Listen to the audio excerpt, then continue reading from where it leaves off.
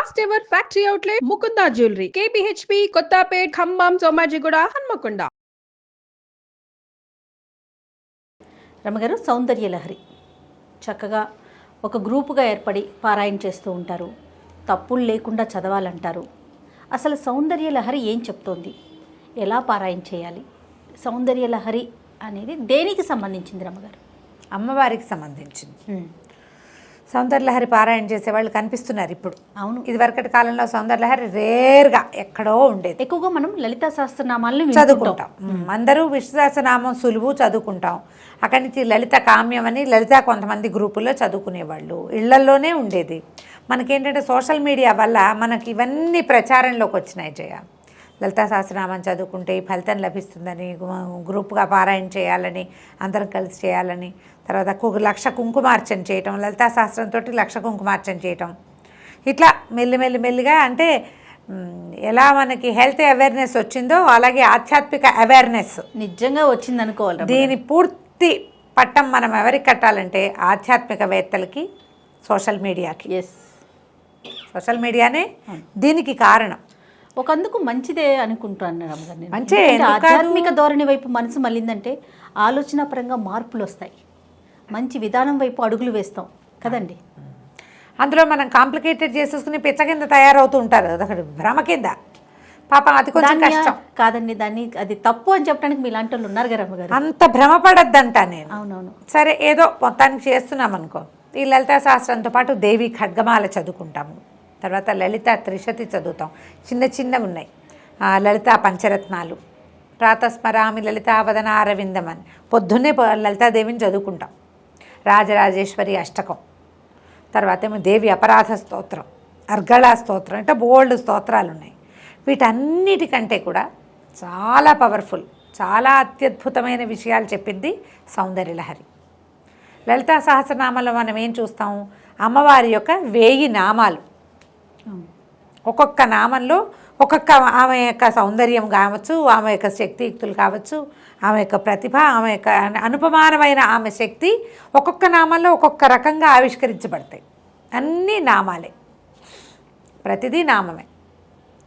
త్రిశతిలో కూడా నామాలే ఉంటాయి. ఖడ్గమాలలో ఆమె అమ్మవారి యొక్క పరివార శక్తులు, ఒక్కొక్క శక్తి యొక్క నామధేయం, ఎలాంటి శక్తులు ఉంటాయి ఆమె చుట్టూ. దీంతోపాటు మణిద్వీప వర్ణన ఒకటి చదువుకుంటారు చాలామంది.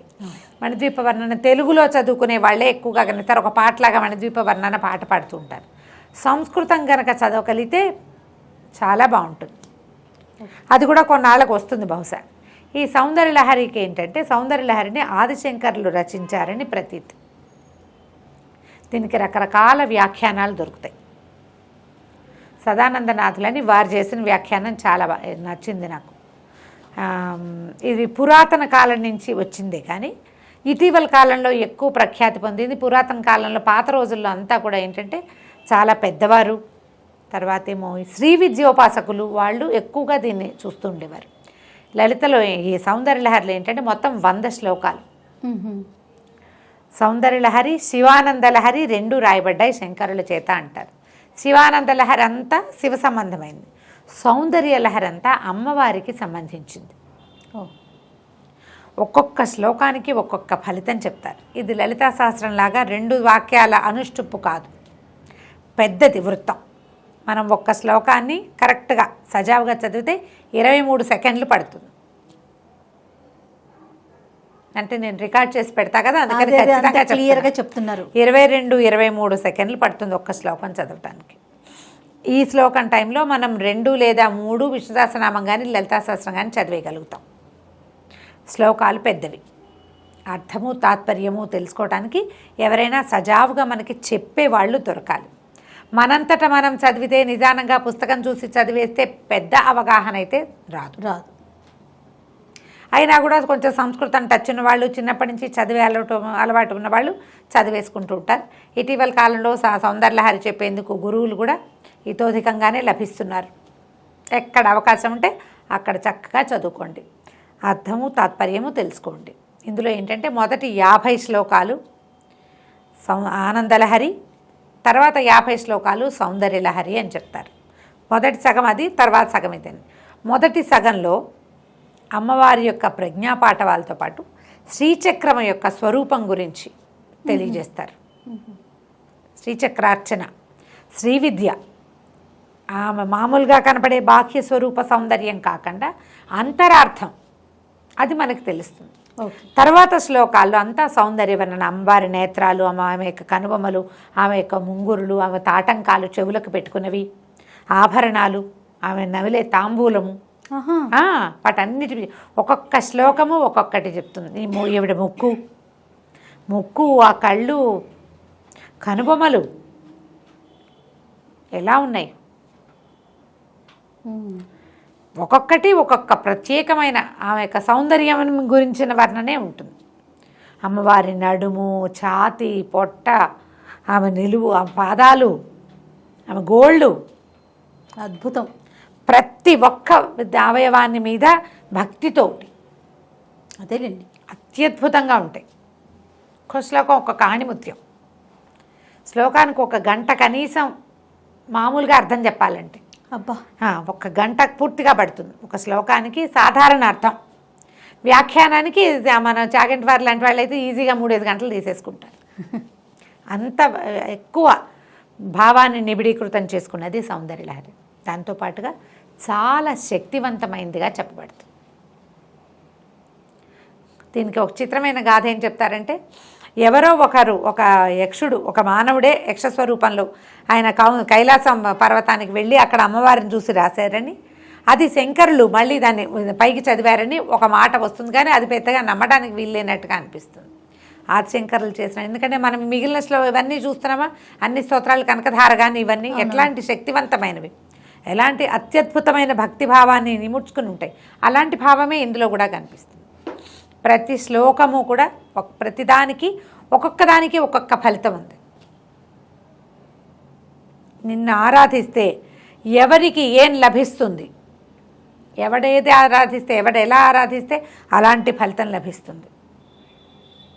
ఏ కోరికతోటి ఆరాధిస్తే అది పొందుతాడు. ముముక్షువు మోక్షాన్ని పొందుతాడు. ఎవరికి మోక్షం కావాలో వారికి మోక్షం లభిస్తుంది. ప్రయోజనం కావాలనుకుంటారు కొంతమంది, ఆ ప్రయోజనం కూడా లభిస్తుంది. అది సౌందర్యలహరి తెలియజేస్తుంది. ఎవరి దగ్గరైనా పాఠం చెప్పుకుని చదువుకోండి. ఓకే, ఒక్కొక్కరిది ఒక్కొక్క స్తోత్రం. కొంతమంది సంగీతంలాగా స్వరాలు కూర్చి పాడుకున్న వాళ్ళు, కొంతమంది స్వరాలు కూర్చుకుని పాడుకోవచ్చు. లేదా స్వరం కాదు, శ్లోకం పద్ధతిగా, శ్లోకంలో ఒక పదాన్ని ముందు, ఒక వాక్యాన్ని ముందుకి, ఒక వాక్యాన్ని వెనక్కి సాగదీసి చెప్పేవాళ్ళు కొంతమంది. ఎవరి పద్ధతి వాళ్ళదే. ఏ సమయంలో పారాయణ చేయాలి రమ్మగారు? సౌందర్యలహరి పారాయణ ఉదయం సాయంకాలాలు, ఉదయాస్తమాలలో బాగుంటుంది. దాన్ని ఎట్లా పెట్టుకోవాలంటే, ఇప్పుడు 100 శ్లోకాలు కదా, మనం ఏదో సందర్భంలో దసరాలప్పుడు లేకపోతే శుక్రవారాలు ఇలా పెట్టుకోవటంతో పాటుగా ఎక్కడికైనా అమ్మవారి క్షేత్రానికి వెళ్ళినప్పుడు ఆ క్షేత్రంలో చదవాలి. దీని మీద ఒక అనుభవం చెప్తాను జయ. మధురై వెళ్ళాం కదా మేము, నేను చెప్పా కదా గుళ్ళోకి వెళ్తే సొంత ప్లేస్కి వెళ్ళిన ఫీలింగ్ వచ్చింది నాకని. మధురైలో అమ్మవారి వెనకాల కూర్చొని చదువుకోవచ్చు మనం. నాకు అప్పటికి, ఆనాటికి, నేను వెళ్ళే నాటికి 50 శ్లోకాలు నోటుకొచ్చు, పుస్తకం అక్కర్లా. నేను పాఠం చెప్పేదాన్ని, కానీ పాఠం చెప్పడం కూడా నేను ఎలా చేశానంటే, ముందు నుంచి నాకు వీటి మీద అవగాహన లేదు, నా సంగతి తెలిసిందే కదా. ఒక ఆవిడ నన్ను అడిగారు, సౌందర్యలహరి చెప్పండి అంటే, 10 శ్లోకాలు నేను నేర్చుకుని, నేను చదువుకుని, అర్థం నాకు సంస్కృతం చదువుకున్నా కాబట్టి, మిగిలిన వాళ్ళకి నాకు ఉన్న భేదం ఏంటంటే, నాకు సంస్కృతం వచ్చు కాబట్టి. అక్కడి నుంచి మా అక్కయ్య దగ్గర ఒక క్లారిఫికేషన్ తీసుకుని, తనేం పాఠం ఇవి చెప్పదు కానీ అర్థాలు, తాత్పర్యాలు చెప్తుంది. ఆ 3-4 పుస్తకాలు సంపాదించాను, వాటి మీద వ్యాఖ్యానాలు 2 ఖచ్చితంగా నా దగ్గర ఉన్నాయి. తర్వాత కలిగిన పని కూడా ఒకటి తెచ్చిచ్చాడు, 3 వ్యాఖ్యానాలు. ఇవి బాగా చదివి నా సొంతంగా నాకేం భావం కలుగుతుందో దాని మీద డెవలప్ చేసుకుని, ఒక తల్లి పిల్ల, మా శ్యామల్ గారు వాళ్ళ అమ్మాయి అస్మిత, వాళ్ళిద్దరికీ చెప్పా. నేను నేర్చుకుని వాళ్ళకి చెప్పేదాన్ని. నేను మధురై వెళ్ళే నాటికి 50, ఇప్పుడు నా సంగతి నేను ఎక్కడో ఉద్ధరించేశానని చెప్పట్లేదు, క్లియర్గా చెప్తున్నా కదా. చెప్పారు అంతే, ఎవరైనా అంతే, ఎవరికైనా పుట్టుకతో వస్తాయి, ఏమైనా నేర్చుకోవాలన్న శ్రద్ధ అంతే అంతే. ఈ 50 నాకు నోటికొచ్చు, పుస్తకం కడగడ 50 వెళ్ళిపోయినాయి.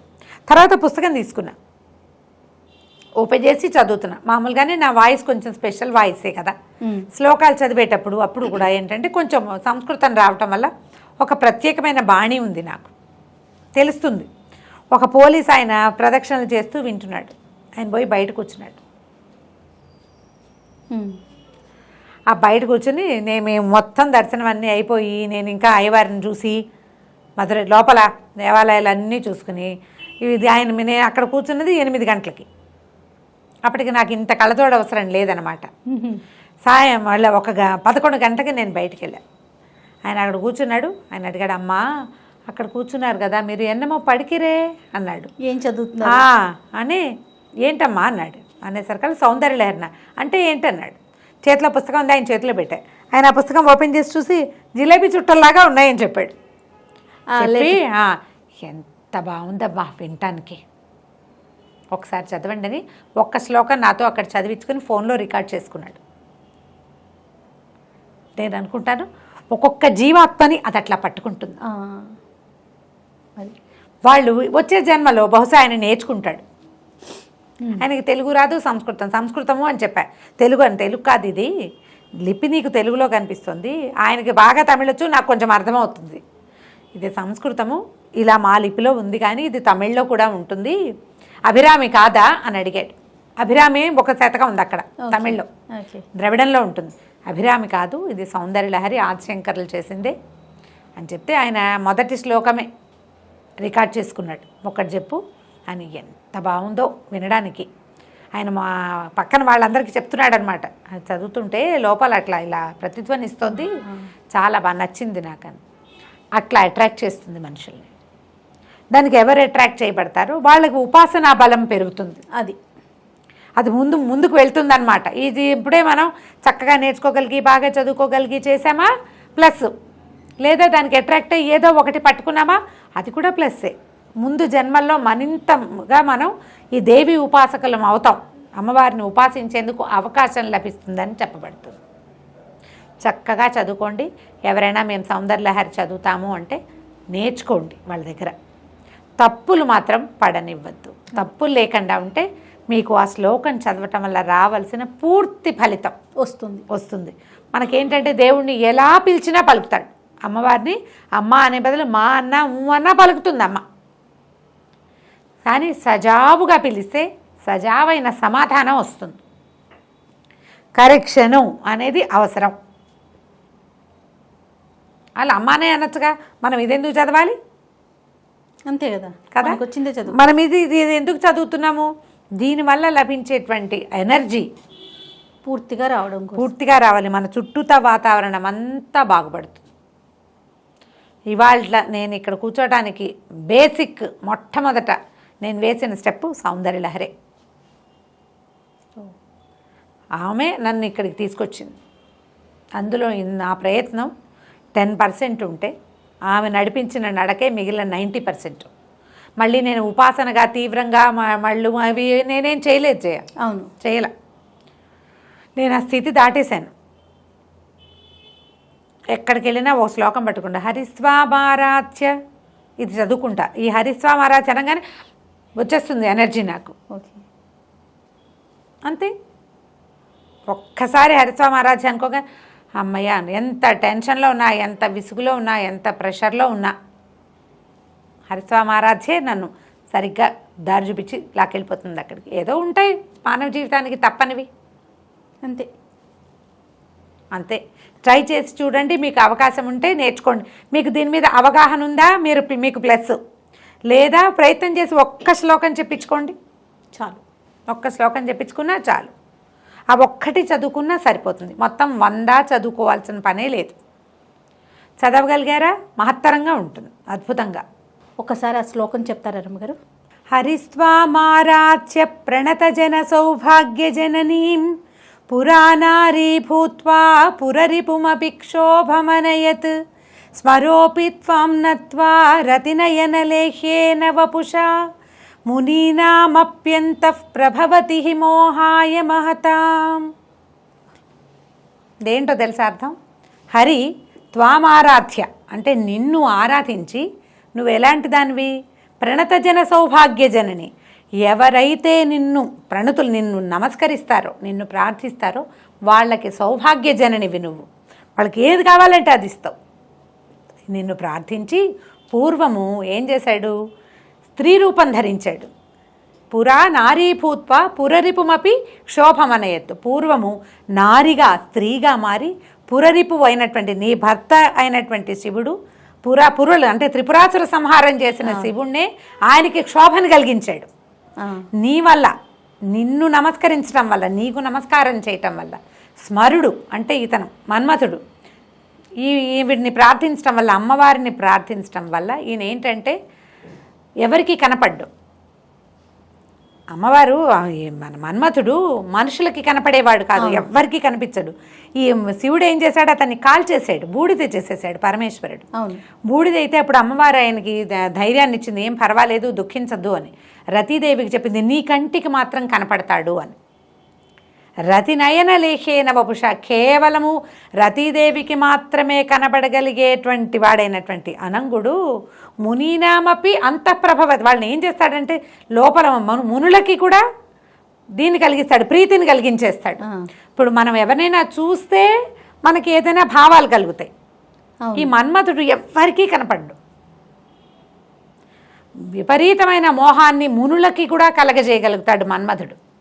ఎందుకంటే నీకు నమస్కరించడం వల్ల. స్మరోపి త్వాం నత్వా, నీకు నమస్కరించి చేస్తాడు ఆ క్రియ. నువ్వు అతని యందు ఉంటావు, దాని యందు మునులు మోహింపబడతారు. విష్ణువు నిన్ను ప్రార్థించడం వల్ల నువ్వు అతని యందు ఉండటం వల్లే ఈ పురారి అయినటువంటి పరమేశ్వరిని మోహింపచేయగలిగాడు. నువ్వు ఎవరి యందు ఉంటావో వాళ్ళు ప్రపంచాన్ని మోహింపచేయగలరు. వాళ్ళ వెనకాల ప్రపంచం ఉంటుంది. అమ్మ ఎవరి యందు ఉంటుందో వాళ్ళ వెనకాలే ప్రపంచం ఉంటుంది. నా శక్తి అంతా ఈ శ్లోకమే. ధైర్యం కావాలన్నా, ఆరోగ్యం కావాలన్నా, ఏం చేయాలో తోచకపోయినా, ఆరోగ్యం బాగుండకపోయినా అంతే మనన చేసుకుంటూ ఉంటారు, తిప్పుతూ ఉంటాను దాన్ని. అది నా వెనకాల ఉంటుంది. ఆ ఉంది నా వెనకాల. నాకు చేతైనవి విషయము, చేతకాని విషయము, వచ్చింది రాంది, ఓపిక లేనిది, సమస్తమైన వాటికి ఆమె నడిపిస్తుంది. ఈ ఒక్క శ్లోకంతో ఎన్నైనా చేయొచ్చు. పూర్తిగా రూమ్ అంతా వైబ్రేషన్స్ వచ్చినట్లు అనిపిస్తుంది రమ్మగారు. ఇది అసలు మనం రికార్డ్ చేస్తే అసలు చెవుల్లోకి ఒకసారి వెళ్ళిందంటే అంతే, ఆటోమేటిక్గా మన వెన్ను సాఫీ అయిపోతుంది. ఆ విద్యా రహస్యం అట్లాంటిది. ప్రయత్నం చేసి చూడండి. ఇది వినపడుతోంది, ఇది ఒక్కటి నేర్చుకోండి. చిన్న చిన్నవి సంస్కృతంలో ఒక్కొక్క చిన్న చిన్న మిస్టేక్స్ రాకుండా చూసుకోవాలి. ఇప్పుడు కొన్నిటికి మనకి ఫా శబ్దం లేదు చూడు, ఫలితం అనాలి, ఫలితం అనకూడదు, ఫా లేదు. ఇదేంటంటే విసర్గ పక్కన పా ఉంటే దాన్ని ఫాగా పలకాలి. అంతః ప్రభవతి ఉందనుకో, అంతః ప్రభవతి అని అఫ్ సౌండ్ అప్పుడు రావాలి. అలాంటి పడికట్టు ఖచ్చితంగా మనకి తెలియాలి. దానికి సంస్కృతం రావడం చాలా ప్రధానం. అది కనుక కుదిరితే మీకు చక్కగా వస్తుంది. మంచి మంచి శ్లోకాలు ఉన్నాయి. ఇది మొదటి శ్లోకాల్లోదే. రమ్మగారు ఎవరిదన్నా ఫాలో అవ్వాలి, ఇప్పుడు తెలియని వాళ్ళు అనుకోండి, పలానా వాళ్ళు మీరు ఫాలో అవ్వచ్చు, పలానాది విని నేర్చుకోవచ్చు అంటే ఏమైనా సజెషన్ చెప్పగలుగుతారా? నచ్చింది. నేను అలా వినలేదు జయ, మీకు తెలియలా, వినలేదు. 100 శ్లోకాలు బాంబే సిస్టర్స్వో ఎవరివో ఉన్నాయి, కానీ రాగాల్లో ఉన్నాయి. మీకు మీ అందుబాటు. నేనేమంటానంటే ఏది ఇదే కరెక్టు అని చెప్పను నేను, నాకు కూడా తెలీదు, చెప్తున్నాగా. ఈ సంస్కృతం వస్తే కరెక్ట్గా ఉంటుందని భావిస్తా. నా మటుకు నేను సంగీతం కాదు దీనికి కావాల్సిన, సంస్కృతం భాష మీద పట్టు అంతే కదండి. పట్టు ఉన్న వాళ్ళతో దగ్గర చెప్పించుకుంటే మేము కనెక్షన్స్ ఆటోమేటిక్గా అవుతాయి. బాగుంటుందిగా. నమస్తే రమ్మగారు. నమస్తే జయ.